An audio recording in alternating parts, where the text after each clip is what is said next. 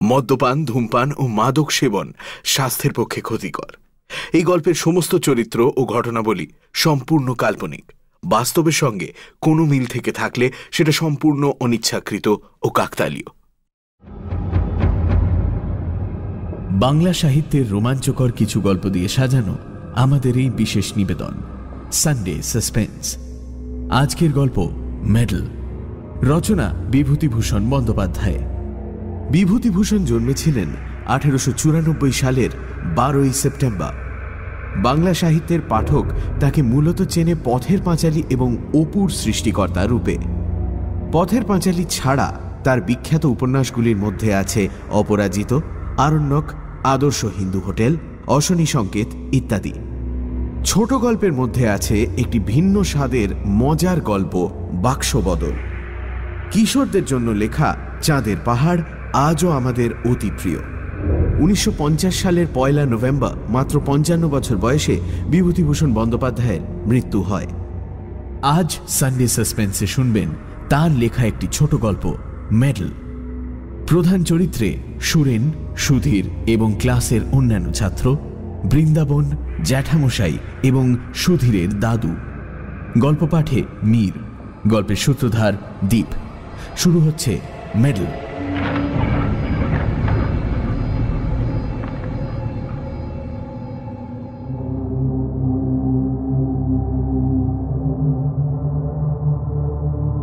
কয়েক বছর আগে এই ঘটনা ঘটেছে, তাই এখন মাঝে মাঝে আমার মনে হয় ব্যাপারটা আগাগোড়া মিথ্যে।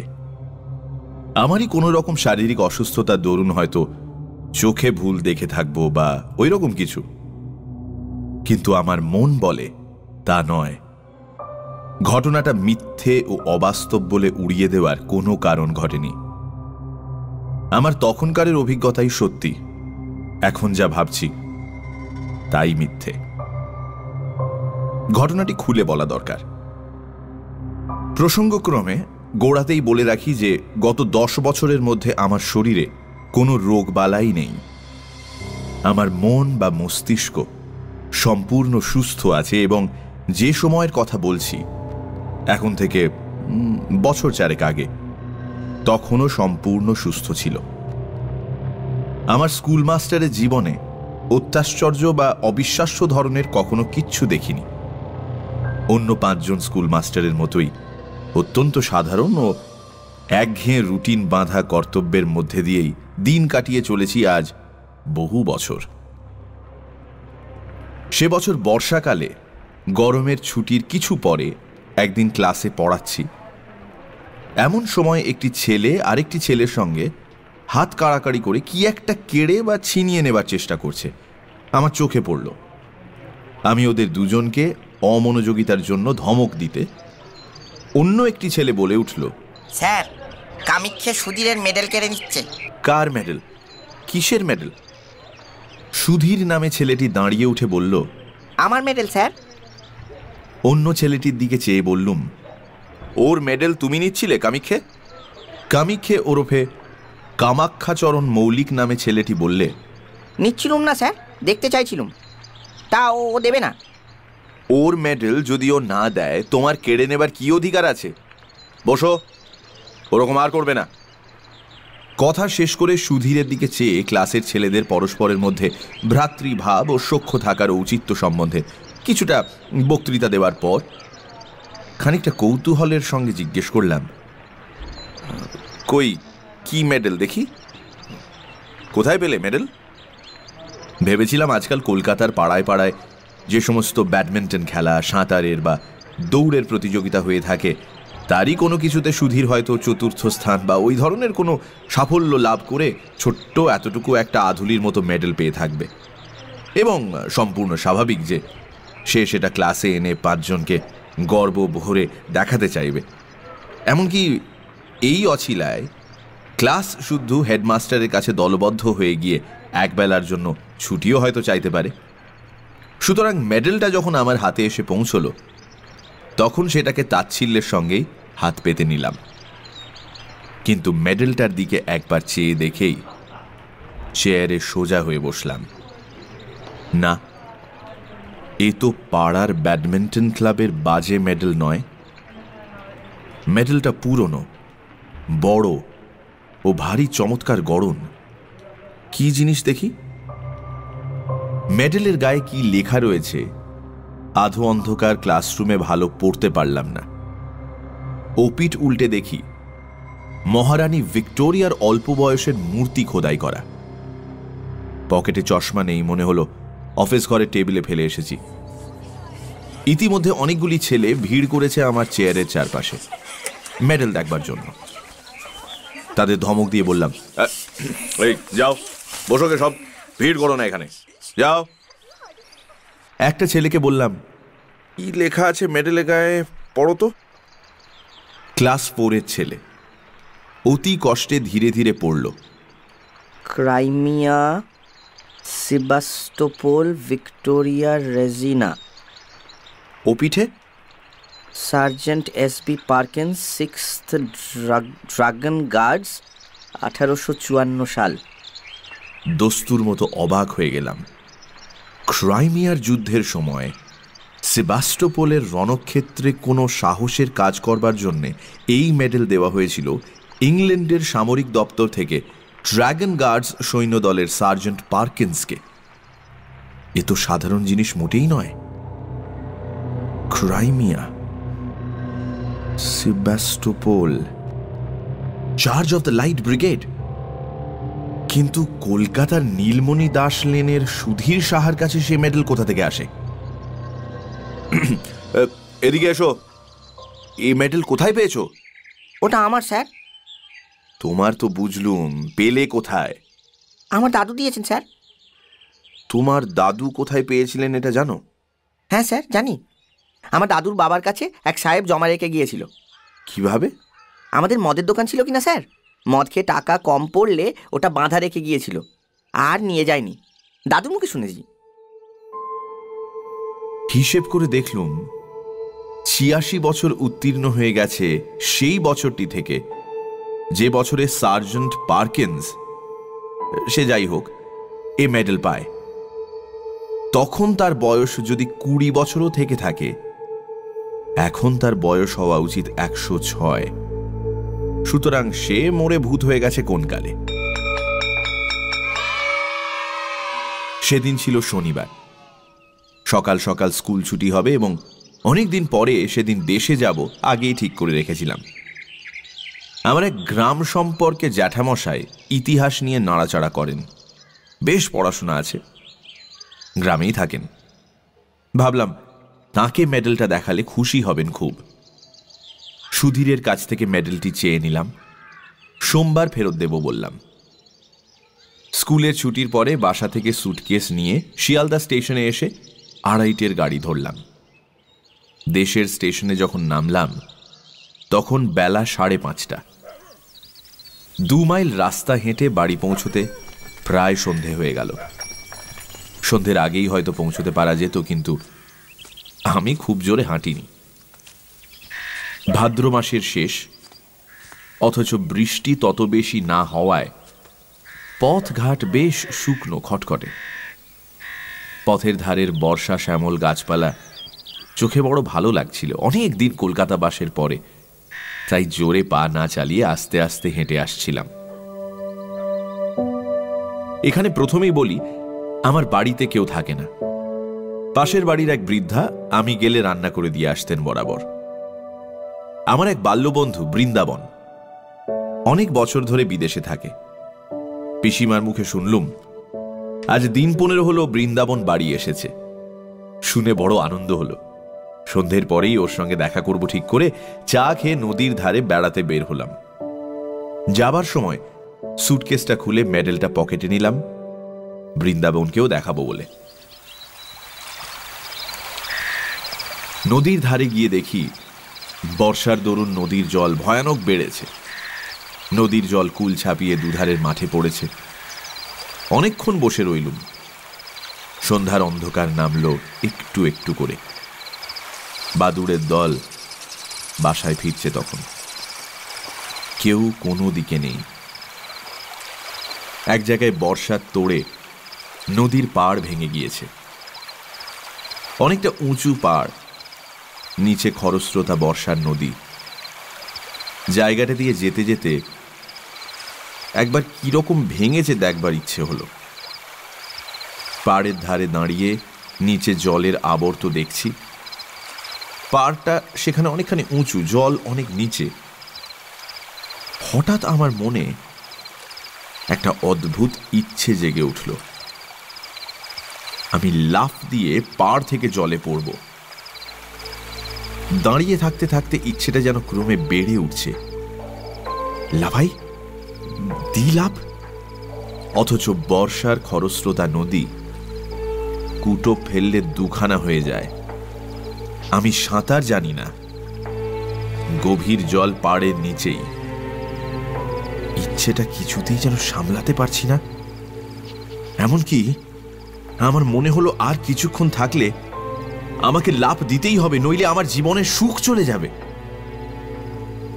তাড়াতাড়ি নদীর পাড় থেকে একরকম জোর করেই চলে এলাম, কারণ যেন মনে হচ্ছিল এরপর আমার আর যাওয়ার ক্ষমতা থাকবে না। পা দুটো যেন ক্রমশ শীষের মতো ভারী হয়ে উঠছে। এরপর ওই বিপজ্জনক নদীর পাড় থেকে পা দুটোকে নাড়াবার ক্ষমতা চলে যাবে আমার। নদীর ধার থেকে বৃন্দাবনদের বাড়ি আসবার পথে ওসব ইচ্ছে আর কিছু নেই। আমি নিজের নানা ভাবে নিজেই আশ্চর্য হয়ে গেলাম। কি অদ্ভুত! এরকম হওয়ার মানে কি? ট্রেনে বসে অতিরিক্ত মাত্রায় ধূমপান করেছিলাম মনে পড়ল। ওই ভাদ্র মাসের গরমে অতিরিক্ত ধূমপান করা ঠিক হয়নি, তার উপর বাড়ি এসে 2-3 পেয়ালা চা খেয়েছি। এসবেই ওরকমটা হয়ে থাকবে হয়তো। নিশ্চয়ই তাই। বৃন্দাবনের বাড়ি গেলাম। বৃন্দাবনকে অনেক দিন পর দেখে সত্যিই আনন্দ হলো। দুজনে অনেক রাত পর্যন্ত বসে অনেক গল্প করলাম। অনেক বছর ধরে জমানো অনেক সুখ দুঃখের কাহিনী। বড় গরম আজ, কোথাও এতটুকু বাতাস নেই। ভাদ্র মাসের গুমোট গরম। বৃন্দাবন বললে, চল ভাই, ছাদে গিয়ে বসে গল্প করি। ওহ, তবুও একটু হাওয়া পাওয়া যাবে। তুই আমাদের এখানে খেয়ে যাবি, মা বলে দিয়েছেন। তোদের বাড়িতেও খবর দেওয়া হয়েছে। দুজনে ছাদে উঠলাম। বাড়িটা দোতলা। দোতলার ছাদের ওপর একখানা মাত্র ঘর। আমি জানতাম বৃন্দাবনের কাকা ওই ঘরটায় থাকেন। দোতলার ছাদে উঠে দেখলাম বাড়ির পেছন দিকটায় বাঁশের ভাড়া বাঁধা। বললাম, বাড়িতে রাজমিস্ত্রি খাটছে বুঝি বৃন্দাবন? হ্যাঁ ভাই, কাকার ঘরটা মেরামত হবে। উত্তর দিকে দেয়ালটার গা থেকে নোনা ধরা ইটগুলো বের করে দেওয়া হচ্ছে। বৃন্দাবন দোতলায় ঘরটার মধ্যে ঢুকলো। আমার কিন্তু মনে কেমন একটা অস্থির ভাব। খানিকক্ষণ ঘরের মধ্যে গল্প করে আমি একটু জল খেতে চাইলাম। বৃন্দাবন জল আনতে নিচে নেমে গেল। আমি ছাদে পায়চারি করতে লাগলাম। ছাদে কেউ নেই, অন্ধকার ছাদটা। যেদিকটায় রাজমিস্ত্রিরা ভাড়া বেঁধে কাজ করছে, পায়চারি করতে করতে সেখানটাতে গিয়ে দাঁড়িয়ে দেখছি। হঠাৎ আমার মনে হলো, ছাদ থেকে লাফ দিয়ে পড়ি না কেন? বেশ হবে, লাফ দেব। প্রায় দুর্দমনীয় ইচ্ছে হলো লাফ দেবার। লাফ দেওয়াই ভালো, লাফ দিতেই হবে। দি লাফ। এমন সময় বৃন্দাবন ছাদের উপর এসে বললে, আয় ঘরের মধ্যে, মা চা পাঠিয়ে দিচ্ছেন। ও ওখানে দাঁড়িয়ে কেন? আরো প্রায় আধ ঘন্টা কথা বলবার পর নিচে থেকে চা ও খাবার এসে পৌঁছল। আমরা দুই বন্ধুতে অনেক রাত পর্যন্ত গল্পগুজব করলাম। তারপর বৃন্দাবন খাওয়ার কতদূর জোগাড় হলো সেটা দেখতে নিচে চলে গেল। ঘরের মধ্যে বড় গরম। আমি বাইরের ছাদে খোলা হাওয়ায় আবার বেড়াতে লাগলাম। রাজমিস্ত্রিদের ভাড়ার কাছে এসে দাঁড়িয়ে আমার মনে হলো, লাফ এবার দিতেই হবে। কেউ নেই ছাদে, কেউ বাধা দিতে আসবে না। এটাই দারুণ সুযোগ। সঙ্গে সঙ্গে আমার মনের গভীর তলায় কে যেন বলছে, লাফ দিও না মূর্খ, লাফ দিও না, পড়ে চুরচুর হয়ে যাবে। আমার মাথার মধ্যে কেমন যেন ঝিমঝিম করছে। কতক্ষণ পর জানি না, এবং কিসে থেকে কি হলো তাও জানি না, হঠাৎ বৃন্দাবনের চিৎকারে আমার চমক ভাঙল। দেখি বৃন্দাবন আমাকে হাত ধরে টেনে তুলছে। কি সর্বনাশ! তুই লাফ দিয়ে পড়লি দেখলাম, যেন ভাগ্যিস বাঁশে পা বেঁধে গিয়েছে, তাই রক্ষে। এই কি হলো তোর? আমার মাথা যেন কেমন ঘুরছিল, গা ঝিমঝিম করছিল। বৃন্দাবনকে বললাম, আমি ভাই কিছুই জানি না তো। বৃন্দাবন ঘরের মধ্যে নিয়ে গিয়ে আমায় শুইয়ে দিল। সকলে বলল, ট্রেনে আসার দরুন আর গরমের শরীর কিরকম খারাপ হয়ে মাথা ঘুরে পড়ে গিয়েছিলাম। আমি জানি মাথা ঘুরে পড়ে আমি যাইনি, লাভ আমি ইচ্ছে করেই দিয়েছিলাম। তবে ঠিক যে সময়টাতে আমি লাভ দিয়েছি, সেই সময়ের কথাটা আমি অনেক চেষ্টা করে কিছুতেই মনে করতে পারলাম না। বিছানায় শুয়ে বেশ সুস্থ বোধ করলাম। পাশ ফিরতে হঠাৎ যেন কি একটা শক্ত জিনিস বুকের কাছে ঠেকল। পকেটে হাত দিয়ে দেখি সুধীরের সেই মেডেলটা। আশ্চর্য, এটার কথা এতক্ষণ একেবারেই ভুলেই গিয়েছিলাম। বৃন্দাবনকে সেটা দেখালাম। এদের বাড়ির সকলে মেডেলটা হাতে করে ঘুরিয়ে ঘুরিয়ে দেখল। রাতে নিজের ঘরে এসে শুয়ে পড়লাম। আমার বাড়িতে কেউ নেই বর্তমানে, একাই থাকি একটা ঘরে। একটা জিনিস লক্ষ্য করছি, যখন থেকে বৃন্দাবনের বাড়ি থেকে বের হয়ে রাস্তায় পা দিয়েছি, তখন থেকেই কেমন এক ধরনের ভয় করছে আমার। বাড়িতে যখন ঢুকলাম, তখন ভয়টা যেন বাড়ল। একা ঘরে কতবার এর আগে শুয়েছি, কিন্তু এমন ভয় মনে আসেনি কোনোদিন। না,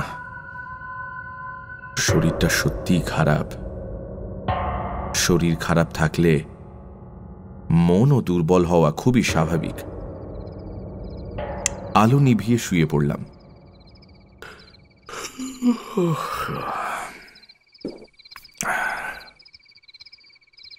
আমার মাথার কাছে একটা বড় জানলা। সেই জানলা দিয়ে বাড়ির পেছনের বন বাগান চোখে পড়ে। বেশ জ্যোৎস্না উঠেছে, কৃষ্ণপক্ষের একাদশীর জ্যোৎস্না। হাওয়া আসবে বলে জানলা খুলে রেখেছি। কতক্ষণ ঘুম হয়েছিল জানি না, ঘণ্টাখানেকের বেশি হবে না। হঠাৎ ঘুম ভেঙে গেল। মনে হতে লাগলো আমার মাথার দিকে জানলায় কে যেন দাঁড়িয়ে, যেন মাথা তুলে সেদিকে চেয়ে দেখলেই তাকে দেখা যাবে। কথাটা মনে হওয়ার সঙ্গে সঙ্গে ভীষণ ভয় হলো। অথচ কিসের যে ভয় জানি না। এমন ভয় যে কিছুতেই মাথার দিককার জানলার দিকে তাকাতে পারলাম না। চোখে না দেখলেও আমার বেশ মনে হলো জানলার গড়াদেতে দুটো হাত রেখে কে যেন দাঁড়িয়ে আছে। জ্বলন্ত চোখে সে আমার দিকে চেয়ে রয়েছে। আমি ওদিকে চাইলেই দেখতে পাবো।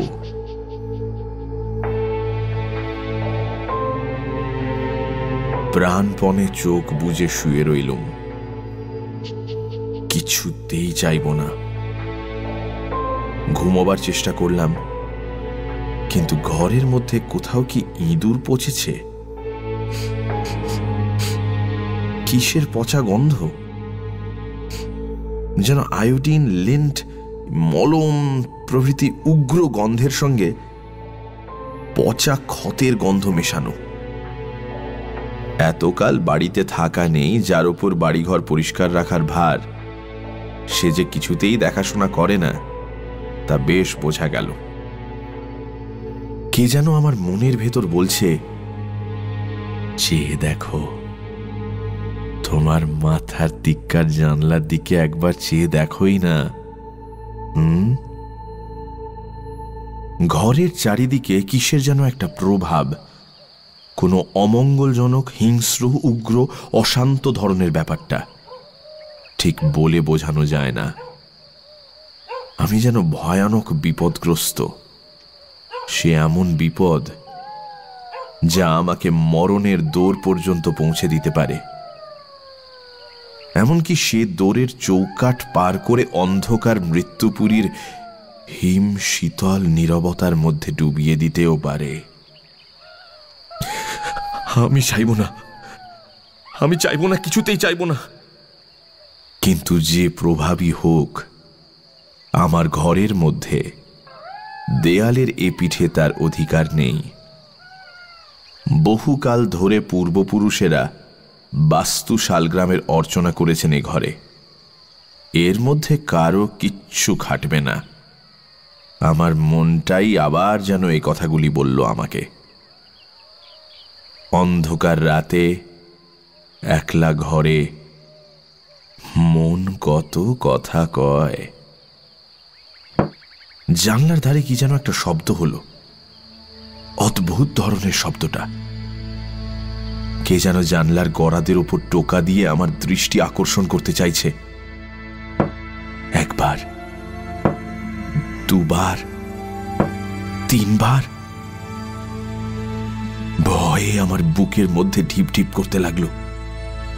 কাউকে ডাকবো চিৎকার করে? একবার চেয়ে দেখবো জানলার দিকে, জিনিসটা কি? হঠাৎ আমার মনে পড়ল, একটা ধাড়ি বেঁচি অনেকদিন ধরে বাইরের দেয়ালে কড়িকাঠের খোলে বাসা বেঁধে আছে। আজ বিকেলেও সেটাকে একবার দেখেছি।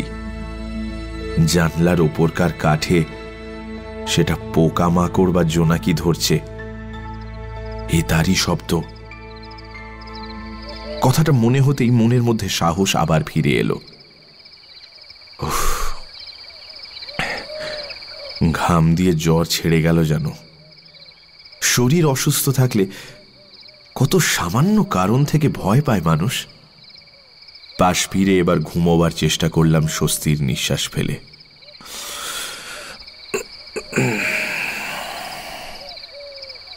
কিন্তু আমার এ ভাব বেশিক্ষণ স্থায়ী হল না। এ ধারণা আমার মন থেকে কিছুতেই গেল না যে আজ রাতে আমি একা নই, আরো কে একটা এখানেই আছে। নিদ্রাহীন চোখে সে আমার ওপর কড়া দৃষ্টি দিয়ে পাহারা রেখেছে। আমায় সে নিরাপদে বিশ্রাম করতে দেবে না আজ। বারবার ঘুম আসে, আবার তন্দ্রা ছুটে যায়। অমনি জেগে উঠি।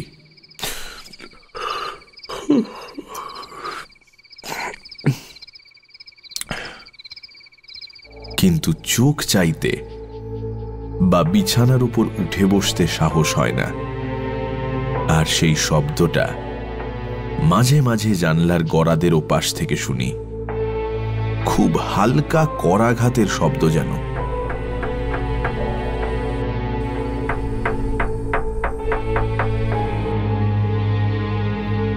যেন শব্দটা বলছে, চেয়ে দেখো, পেছন ফিরে জানলার দিকে চেয়ে দেখো। ঘামে দেখি বিছানা ভেসে গিয়েছে। ভাদ্রের গুমোট গরম কিনা। এই অবস্থায় ভোর হলো। দিনের আলো ফুটল। লোকজনের শব্দ কানে যেতে রাতের ভয়টা মন থেকে কোথায় যেন মিলিয়ে গেল। নিশ্চিন্ত মনে বেলা 9টা পর্যন্ত পড়ে পড়ে ঘুম দিলাম। তারপর উঠে চা খেয়ে পাড়ায় বেড়াতে গেলাম। এই সময় একটা ঘটনা ঘটল। তখন আমি তার বিশেষ কোনো মূল্য দিইনি, কিন্তু পরে সব কথা মনে মনে আলোচনা করে দেখে সেটা ভারী আশ্চর্য বলেই মনে হয়েছিল। ও পাড়ার পথে আমার সেই জ্যাঠামশাইয়ের সঙ্গে দেখা। তাকে দেখাবার জন্য আমি মেডেলটা কাল রাতে সঙ্গে নিয়েই বেরিয়েছিলাম, কিন্তু বৃন্দাবনদের বাড়িতে নেমন্তন্নের জন্য তার সঙ্গে দেখা করতে পারিনি। আমায় দেখে তিনি বললেন, এই যে সুরেন, ভালো আছো? কাল তুমি এসেছো দেখলুম, তখন অনেক রাত, আর ডাকলুম না। বোধহয় বৃন্দাবনের বাড়ি থেকে ফিরছিলে। আমি তখন ছাদে পাইচারি করছি। সে গরম গিয়েছে বাবা কাল রাত্রিরে। ও তোমার সঙ্গে লোক রয়েছে দেখে আর ডাকলুম না। তাও লোকটি কে? খুব লম্বা বটে, যেন শিখ কি পাঞ্জাবির মতো লম্বা। তোমার বন্ধু বুঝি? বাঙালির মধ্যে এমন চেহারা, বেশ বেশ বেশ বেশ। আমি অবাক হয়ে জ্যাঠামশাইয়ের মুখের দিকে চেয়ে বললুম, আমার সঙ্গে লম্বা লোক কাল রাত্রিরে? সে কি জ্যাঠামশাই? জ্যাঠামশাই আমার চেয়েও অবাক হয়ে বললেন, তোমার সঙ্গে লোক ছিল না বলছো? একা যাচ্ছিলে? আমার চোখের দৃষ্টি একেবারে কি এত খারাপ হয়ে যাবে বাবা? তাই হবে জ্যাঠামশাই। চোখে কিরকম ঝাপসা দেখে থাকবেন, বয়স হয়েছে তো। আমার সঙ্গে কেউ ছিল না। তাছাড়া আপনাদের বাড়ির সামনের আম গাছটার ছায়া কিরকম একটা আলো আঁধার দেখেছেন চোখে। ও অমন ভুল হয়। জ্যাঠামশাই যেন রীতিমতো হতভম্ব হয়ে গেলেন। বললেন, কি আশ্চর্য কাণ্ড! এতটা ভুল হবে চোখে? আম গাছের এদিকে যখন তুমি টর্চ জ্বাললে, তখন দেখলুম তুমি আর তোমার পেছনে একজন লম্বা মতো লোক। তারপর তুমি টর্চ নিবি আম গাছের ছায়ার মধ্যে ঢুকলে, তখন জ্যোৎস্নার আলো আর আম গাছের ছায়ার অন্ধকারে আমি বেশ দেখতে পেলুম লোকটি তোমার পেছন পেছন যাচ্ছে। তোমার মাথার চেয়েও যেন এক হাত লম্বা, তোমার একেবারে ঠিক পেছনে। তবে খুব ভালো তো দেখতে পেলুম না। অত দূর থেকে আর আলো অন্ধকারের মধ্যে স্পষ্ট কিছু দেখা গেল না তো। এমনকি একবার এ পর্যন্ত মনে হলো তোমায় ডেকে জিজ্ঞেস করি তোমার বন্ধুটি কে। একেবারে এত ভুল হবে আমার চোখের? জ্যাঠামশাইকে আবার বুঝিয়ে বললাম, আমার সঙ্গে কাল কেউ ছিল না, আমি একাই ছিলাম। সুতরাং তার দৃষ্টিশক্তির গোলমাল ছাড়া এ ব্যাপারের অন্য কোনো সিদ্ধান্ত করা চলে না। সারাদিন বৃন্দাবনের সঙ্গে আড্ডা দিয়ে কাটানো গেল। গতকাল রাতের ভয়ের ব্যাপার দিনের আলোয় এতই হাস্যকর বলে আমার মনে হলো আমার নিজের কাছেই, যে বৃন্দাবনকে আর সে কথা বলিনি। রাতে ট্রেনে কলকাতায় ফিরব। বৃন্দাবনদের বাড়ি থেকে চা খেয়ে বাড়ি এসে সুটকেসটা নিয়ে স্টেশনের দিকে রওনা হয়েছি। তখনই সন্ধ্যের অন্ধকার বেশ নেমেছে। বাউরিপাড়ার বড় বাগানটার মধ্যে দিয়ে আসছি। বাগানটা পার হতে প্রায় 5-6 মিনিট লাগে। মস্ত বড় বাগান। বাগানের ঠিক মাঝামাঝি এসে হঠাৎ পেছনে ফিরে চাইলুম কি ভেবে। সঙ্গে সঙ্গে আমার সারা দেহে যেন বিদ্যুৎ খেলে গেল। আচমকা ভয়ে আমার সারা শরীর কাঠ হয়ে গেল। কে ওটা ওখানে দাঁড়িয়ে? রাস্তা থেকে একটু পাশে আগাছার জঙ্গলের মধ্যে আধো অন্ধকার এক অদ্ভুত মূর্তি, খুব লম্বা। তার মাথায় ঘোড়ার বালামচির মতো এক ধরনের লম্বা টুপি, পাতলা লোহার চেন দিয়ে থুতনির সঙ্গে বাঁধা। ছবিতে গোরা সৈনিকদের মাথায় যে ধরনের টুপি দেখা যায়। মূর্তিটা যেন নিশ্চল নিস্পন্দ অবস্থায় আমার দিকে চেয়ে দাঁড়িয়ে, আমার কাছ থেকে মাত্র 10 গজ কি তারও কম দূরে। মরিয়ার মতো আরো একটু এগিয়ে গেলাম। এই ভয়ানক কৌতূহল আমাকে যেন মেটাতেই হবে।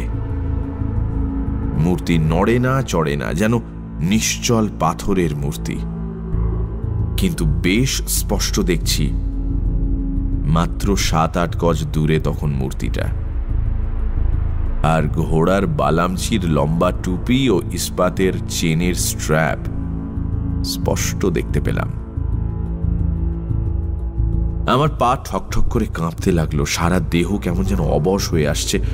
মাথাটা হঠাৎ বড় হালকা হয়ে গিয়েছে। বোধহয় আর 8 মিনিট এভাবে থাকলে মূর্ছিত হয়ে পড়ে যেতাম, কারণ সেই ভীষণ মূর্তিটার মুখোমুখি আমি দাঁড়িয়ে, আমার পা দুটো বেজায় ভারী হয়েছে, নড়বার উপায় নেই সেই মূর্তির সামনে থেকে। কিন্তু ঠিক সেই সময় বাউরি বাগানের পথে লণ্ঠন নিয়ে কারা ঢুকলো। 2-3 জন লোকের গলার শব্দ শুনে আমার সাহস ফিরে এলো। আমি ওদের ডাক দিলুম চিৎকার করে। ওরা ছুটে এলো। আমায় ওখানে বনের মধ্যে দেখে তারা খুব আশ্চর্য হয়ে বলল, ওখানে কি বাবু, কি হয়েছে? তারপর লণ্ঠন তুলে ওরা আমার মুখ দেখে বলল, ও আপনি? কি হয়েছে আপনার? মুখ একেবারে সাদা ফ্যাকাশে হয়ে গিয়েছে। ভয়টাই পেলেন নাকি? এই বাউরি বাগান জায়গাটা কিন্তু মোটেও ভালো নয়। সন্ধ্যে পরে এখানে অনেকে ভয় পায়। ওদের লণ্ঠনটা যখন উঁচু করে তুলে ধরলো আমার মুখে, সেই আলোয় দেখলাম সামনের মূর্তিটা তখনও সেখানে, ঠিক সেই রকম দাঁড়িয়ে। একজন বলল, কি দেখছিলেন এখানে দাঁড়িয়ে বাবু? এই সাঁড়া গাছটা? আরেকজন বলল, গাছটা ডালপালা কেটে মাথায় ঝোপের মতো করে রেখেছে, যেন মানুষ বলে অন্ধকার ভুল হয় বটে। চলে আসুন বাবু। আমিও দেখলাম সাঁড়া গাছই বটে। মাথার দিকের পাতাগুলো ছেঁটে গাছটাকে দেখতে হয়েছে ঠিক হর্স গার্ডসদের ঘোড়ার বালামচির টুপি। লোকের চোখের কি ভুলই হয়, কাল আমি আবার জ্যাঠামশাইকে চশমা নিতে বলছিলাম। ভেবে লজ্জা হলো মনে মনে। তিনি বৃদ্ধ লোক, তাঁর চোখের ভুল তো হতেই পারে। আমারই যখন এই অবস্থা। ওরা আমায় আলো ধরে স্টেশনে পৌঁছে দিল। পরের দিন স্কুলে সুধীরের মেডেলটা ফেরত দিলাম। সুধীর বলল, আপনাকে দাদু একবার ডেকেছেন, আমার সঙ্গে ছুটির পরে আমাদের বাড়ি আসুন, নিজে যেতে বলেছেন। সুধীরের দাদু বললেন, যাক, আমার বড় ভয় হয়েছিল মাস্টার বাবু। সুধীরের কাছ থেকে মেডেলটা নিয়ে গেছেন দেশে, শুনলাম কিনা। আপনার দেশের ঠিকানা জানতুম না, তাহলে একটা তার করে দিতুম। ও মেডেলটা আমার বাবাকে একজন গোরা সৈন্য দিয়ে যায়। আমি তখন জন্মাইনি। বাধা দিয়েছিল, আর উদ্ধার করতে পারেনি। বেজায় মাতাল আর গোয়ার ছিল লোকটা। ও মেডেলের বিপদ হচ্ছে, আমাদের বংশের লোক ছাড়া অন্য কেউ নিলে তার বড় বিপদ ঘটে। আমার এক ভগ্নিপতি একবার কিছুতেই শুনলে না। অনেক কাল আগের কথা। বাড়ি নিয়ে গেল মেডেল দেখাতে। সেই দিনই সন্ধ্যের সময় ছাদ থেকে পড়ে মারা গেল। মৃতদেহের পকেট থেকে মেডেলটা বেরুলো। আমি কলের পুতুলের মতো শুধু বললাম, ছাদ থেকে পকেটে মেডেল পাওয়া গেল? হ্যাঁ মাস্টার বাবু, আমার নিজের ভগ্নিপতি। মিথ্যে কথা তো বলবো না। আজ 27-28 বছর আগের কথা। ওটা আরো 2-1 নিয়েছে, তখনই ফেরত দিয়ে গিয়েছে। বলে রাতে ভয় পায়, গা ছমছম করে, কে যেন পেছনে ফলো করছে বলে মনে হয়। ও বাইরের লোকের সহ্য হয় না, প্রাণ পর্যন্ত বিপন্ন হয়। তাই ভাবছিলুম একটা তার করে দেব। একটা কথা বলা দরকার। মাসখানেক পরে আমি আবার দেশে যাই। বাউরি বাগানে ঢুকে যেখানে সে রাতে ভয় পেয়েছিলাম, সেদিকে চেয়ে দেখে সে সাঁড়া গাছটা কোথাও আমার চোখে পড়ল না। যে আম গাছটার ধারে সাঁড়া গাছটা দেখেছিলাম, সেখানে দিনমানে বেশ ভালো করে দেখেছি। কোথাও সে সাঁড়া গাছ নেই, বা গাছ কেটে দিলে যে গুঁড়িটি থাকবে তারও কোনো চিহ্ন নেই। কশ্চিনকালে সেখানে একটা বড় সাঁড়া গাছ ছিল বলে মনেও হয় না জায়গাটা দেখে।